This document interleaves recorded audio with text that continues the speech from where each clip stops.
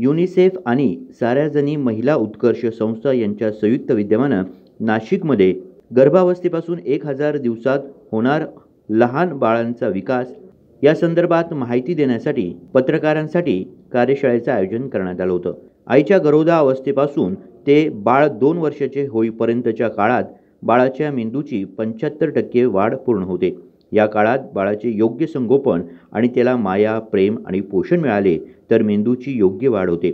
या काळात मेंदूच्या अनेक पेशींची आणि केंद्राची जोडणी होते। बाळाचा संज्ञानात्मक आणि भावनिक विकास तसेच सामाजिक कौशल्य याचा विकास होतो।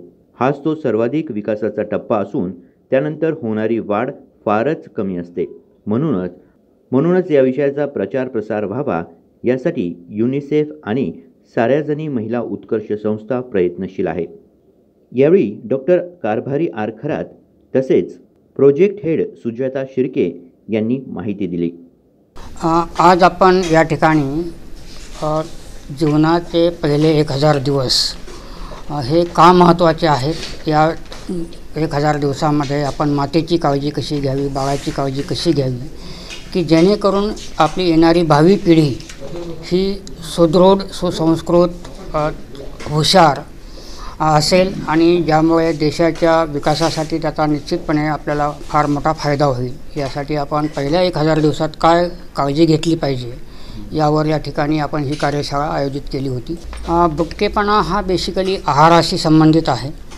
मातेचा आहार म्हणजे गरोदरपणामध्ये आणि त्यानंतर बाळाचा आहार 2 वर्षांपर्यंत बाळाची 50% उंची ही पूर्ण होते। जर बाळ दुसऱ्या वाढदिवशी ज्यावेळेस त्याचा दुसरा वाढदिवस असेल त्यावेळेस 2 फुटाचं असेल तर ते 4 फूट वाढू शकतो, त्याचा डबल होऊ शकतं त्याची पूर्ण आयुष्यभरातली उंची। 2.5 फुटाचा असेल तर 5 फूट होऊ शकतं, 3 फुटाचा असेल तर 6 फुटापर्यंत त्याची उंची वाढू शकते।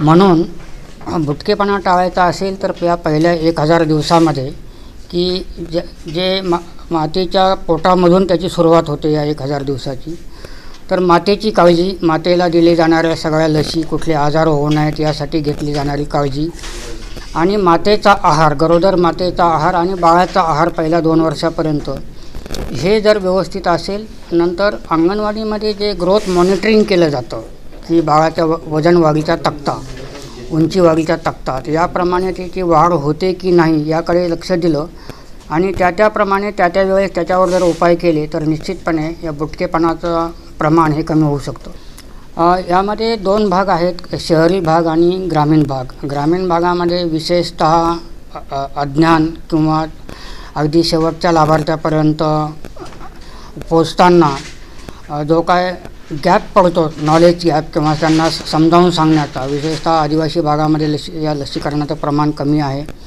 या लसीमुळे बाळाच्या वाढीवर काहीतरी परिणाम होईल किंवा बाळाला अपाय होईल अशी एक भीती या लोकांमध्ये असते।